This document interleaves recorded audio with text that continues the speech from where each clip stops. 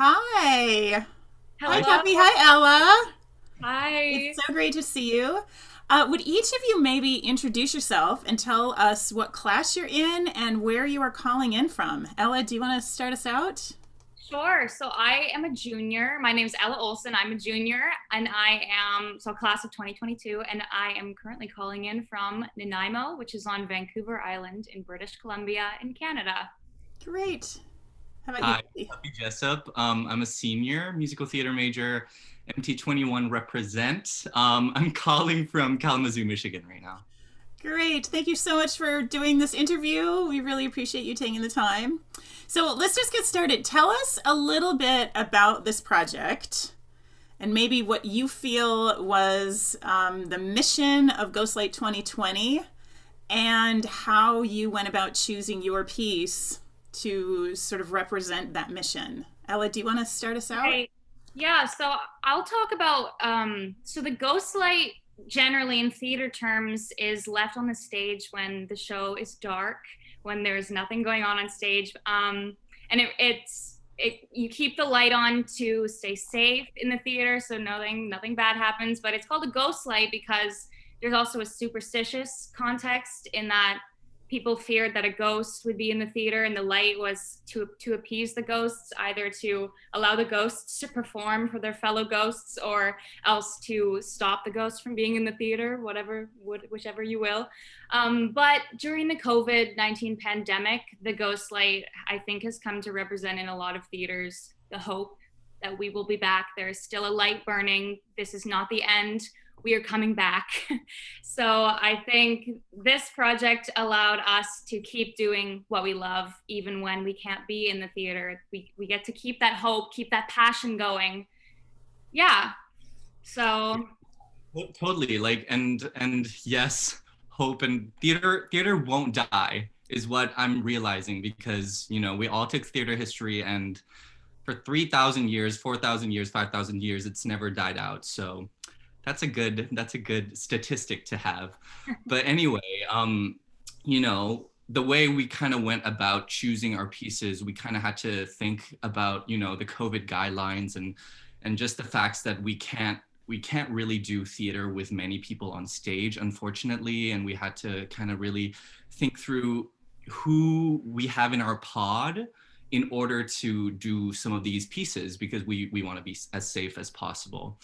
The way I went about choosing my pieces, I did two pieces, but ended up getting to do only one piece because of an injury. But I chose to do a Fosse dance, which was a duet from the 1935 movie My Sister Eileen. With Mr. Fosse himself and Tommy Rawl, and it was this duet dance that these two men did, and it was one of the first pieces that Fosse actually got the chance to choreograph ever. So that was really cool. And the fact that it was two people was good for COVID reasons as well.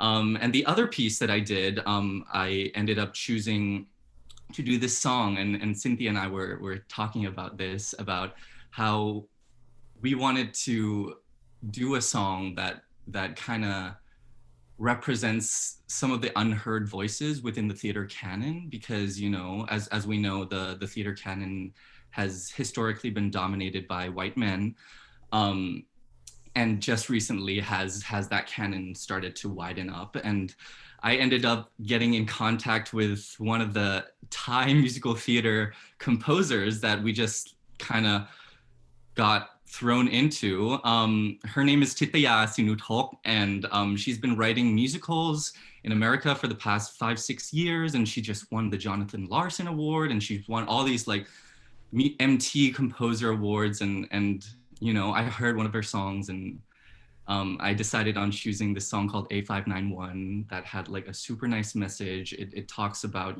kind of keep going in rough times, stuff like that. And it was really relevant to the situation that we were all going through. And furthermore, I got to kind of uplift a voice that hasn't really been heard as much as others as well. Mm-hmm. And Ella, maybe could you tell us a little bit about how your song came about? Because it's very unusual. Yes. compared to some of the others that we're going to be presenting? Yeah, okay. So I originally was going to rewrite the lyrics to a pre-existing song to fit my situation, and it was gonna take people around my island and be like, oh, these are the things that we do a little bit different here on my island compared to maybe in Ann Arbor or something. But we quickly learned that I was not going to get the rights for this piece. So Plan B came about. So Cynthia found me a composer from the composition department. Right, he's a doctoral student in the composition department at the School of Music, Theater and Dance. His name is Michael Kropf. He's incredible, and he wrote the music, and I wrote the lyrics for this piece. But the concept changed a lot as I wrote draft after draft after draft, from just so it started off being I was just going to take people around the island, but it became much more. There became a lot more of a progression and an arc in the piece, and it became a lot more personal about this is what I'm going through here, this is how I'm feeling being stuck here. But I still got to take people around the island, and you will see that in the video. So it turned into something much more wonderful than I ever imagined it could have. Yes, yours really morphed throughout from first idea to final project. Truly. Could you maybe talk to us a little bit about who you worked with along the way in terms of coaches and teachers that got you, because you worked with quite a few. I sure did. Right? So who did you work with that got you or helped get you from point A to final product? Well, I would like to say that you, Cynthia, were extremely important to guiding me along for the whole thing. I mean, I feel like I just kept guiding you to more of other people to work with. You did, but you gave me a lot of really helpful feedback, kept me along with the scheduling. You continually asked me, what do you need? Can I offer you coaching? Can I reach out to this person? So you helped me reach out to Professor Wagner, and he looked at multiple drafts of my lyrics and was extremely helpful in guiding, in clarifying the vision, clarifying what I wanted to say. He was very humble. I went to the first reading and he said, I am not a lyricist, but I can teach you how to appreciate lyrics. But I will tell you that man knows his stuff. He knows what he's talking about. He's secretly a brilliant lyricist. He really is. He truly is. And he showed up we had a few meetings, and he showed up. He had read the lyrics. He had gone through them, defined certain words, and made sure that I knew exactly what I was saying by using those words, and made me go, okay, maybe I should choose a different word than that one. So with his help, the piece became very specific, very, very focused, and I can't thank him enough. And then after that, I worked with Professor Lynn Schenkel, and she took a look at, I think it was my 5th draft. So that was the second to last draft, and gave me a few more pointers. Her help was also extremely useful and guided me to the final draft of lyrics. And even the collaboration with Michael made quite a shift, right? That you started with something much more upbeat, and I would say even a little bit bubblegum, super sweet, bubbly, and you ended up with something that was still super sweet, but definitely had a different feel to it than you initially thought of. Yeah, it was really interesting to hear the lyrics that I wrote and the feelings that I had associated with the lyrics coming out of a different person's mouth. The first time I heard him sing like the melody of what he had come up with was so cool, because I didn't imagine that someone else might interpret it differently, but it came to be just really wonderful. Yeah, I'm so excited for people to see that final video. Congratulations. It's so beautiful. Copy, tell us a little bit about you also had some really interesting experience with teachers and coaches. Tell us a little bit about yours. Going back to our beloved Professor Wagner, I started taking MT history with him 2nd semester last year. And, you know, one of the most important things that we focused on that semester were certain choreographers. And we were writing a lot of essays on them and researching and doing all the work. And when we got to Fosse, I was just like, you know, I'm from Thailand, so I didn't have that much knowledge about all these masters before coming here, but really getting, you know, the exposure to be able to do all the research by myself and do all the things. You know, I wrote an essay on the alley dance, and that kind of just like really like inspired me to want to do this piece. Thank you, Professor Werner. Thank you. Anyway, I kind of, you know, since the summer, since the pandemic hit, I knew right away that I wanted to do this piece. So I got into contact with RJ, and kind of just started talking about it, and like, you know, talking about what we wanted it to look like, our vision, stuff like that, why we were doing it, all those things. And finally, you know, once we had this whole like full idea, we came to the faculty, and you know, the piece was received incredibly well, because it's just so rich. Bob Fosse's work is just will certainly be super useful for anybody who does it. So we got into contact with the Fosse Legacy, in order to get the rights to do this piece. And, you know, we ended up talking to them, and we were like, you know, we kind of already learned it. So like, if you would want to come and do a coaching, that would be awesome. And they were like, okay, you learned it, but you probably didn't learn it the way that it was intended to be. From the Fosse Legacy organization, who usually, these people are people who have worked directly with Fosse at some point, have that direct information to then pass on, is the point. And the person who ended up coming to our rehearsal sessions, his name is Lloyd Culbreth, and he has been in countless Bob Fosse shows on Broadway. You know, he was there the day that Fosse died under the marquee. He was in that production of Sweet Charity. He you know, he's the real deal. So, you know, the deal with the Legacy was that we would have 8 hours of rehearsal with Lloyd, and then after that we could do the recording of it. So we did this whole process, and it was so great, and it was so hard and so good, you know. And you know, we really learned how to work under a real professional setting, and under real like professional eyes that are looking at us. And you know, like, I learned so much from that process. But unfortunately, on the last hour of rehearsal, we were doing a run through of the piece, and it was feeling super good, and it was juicy, and like everything was right, and I twisted my ankle.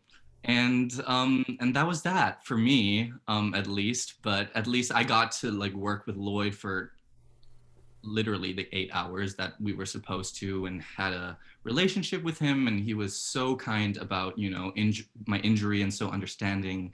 And he was just like, look, it happens to everybody, and like, be thankful that it's happening to you now, and not when you're working a professional job and don't have the financial support.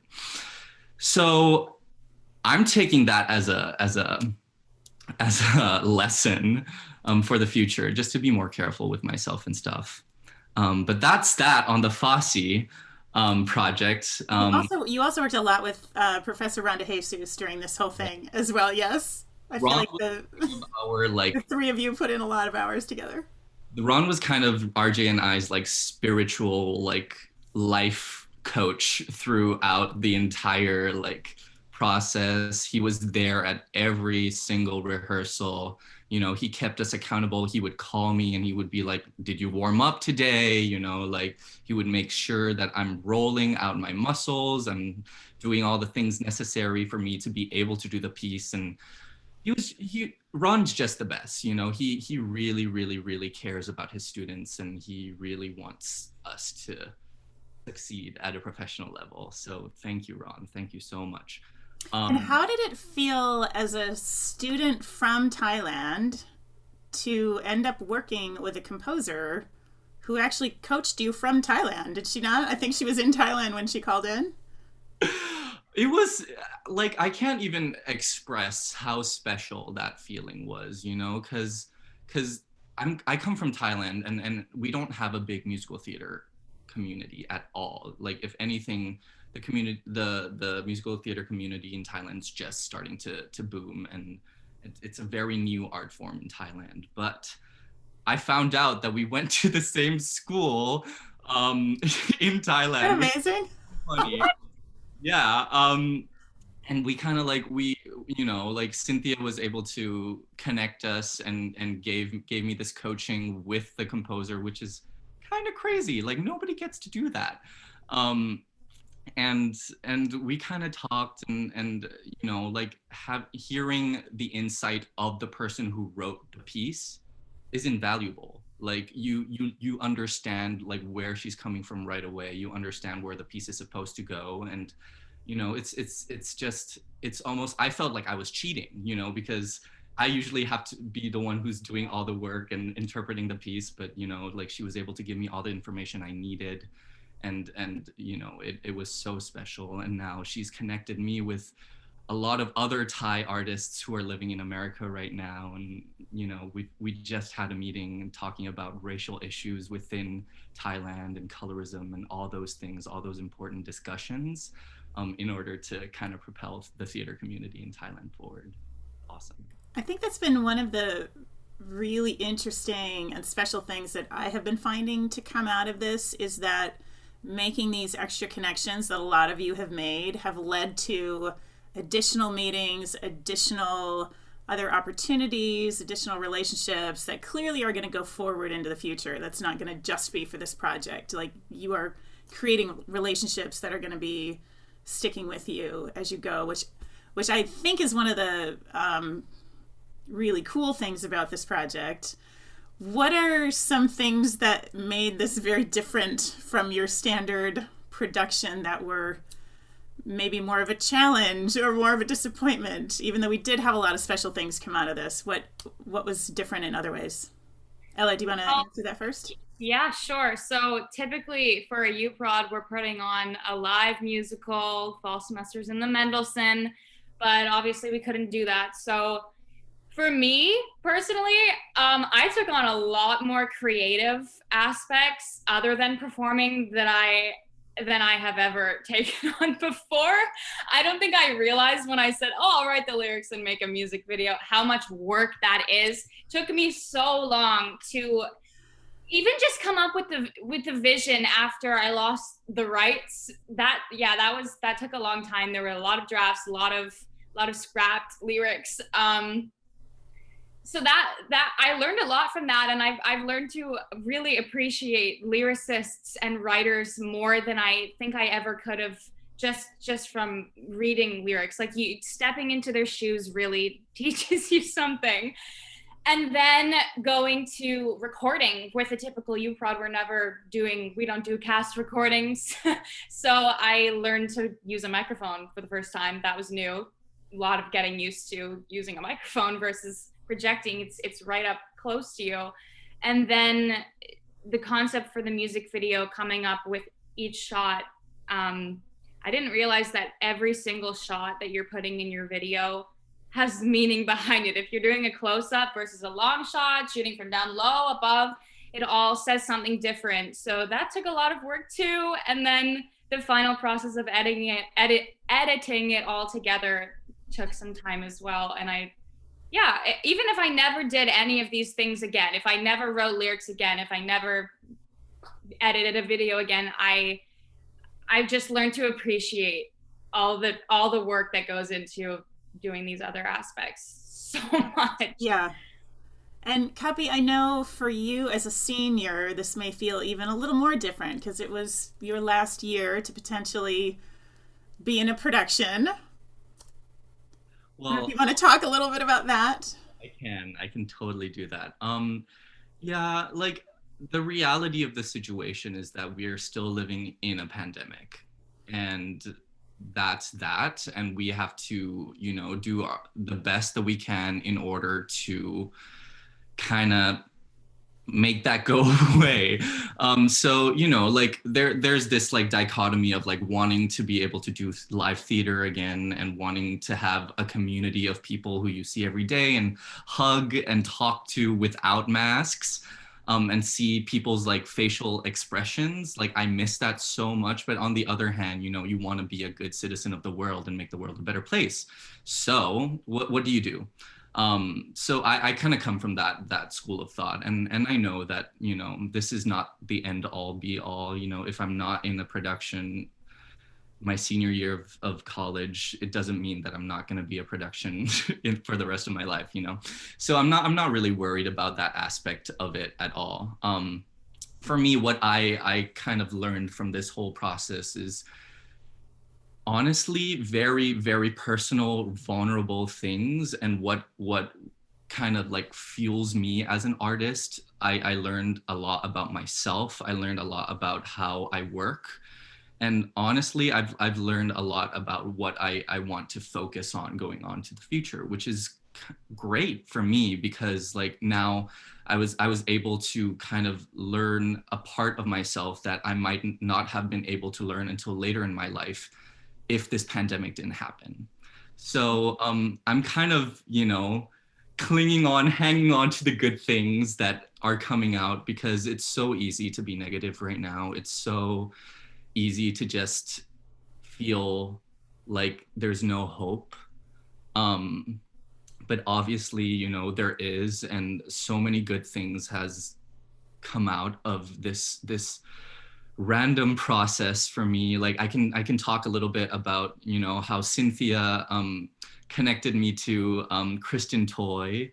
Christine Toy Johnson. Yep. Johnson, another composer, Asian American composer and actor and producer and writer and activist.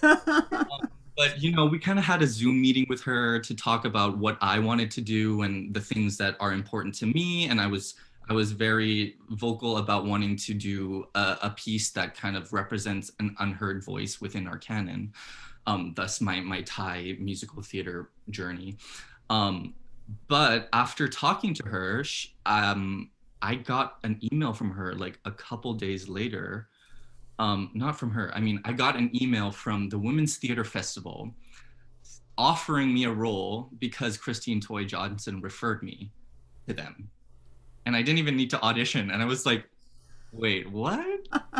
Oh my Yeah. God. It's created a lot of really cool connections among many of the students with people that we've reached out to who, because so many people aren't working right now, have had the time and the energy to work with us in that way.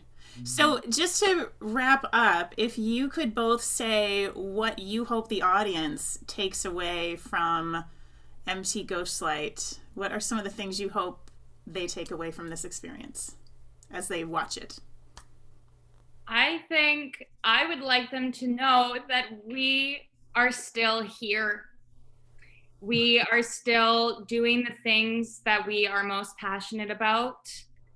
And we are adapting to the changes, but we are hopeful. We are hopeful that we will one day be able to be back in the theater.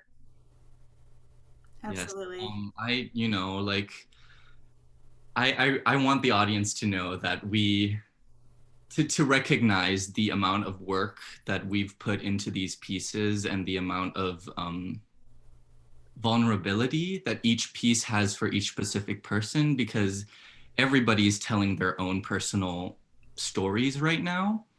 And I just ask that the audience supports us, and I hope we make you smile, because that's what live theater is all about. I hope we make you feel things. I hope we make you think about certain things, and I just hope that you keep supporting us on our journey and keep supporting this you know, theater community, so we can come back stronger than we were before. Thank you so much, both of you. I'm so proud of both of you and the work that you did. I can't wait for audiences to see your work and all of the students' work. I think it's really phenomenal. And I'm so proud of what everybody put together. So thank you so much. And Thank you, look forward Cynthia. to the audience finally getting to see this production.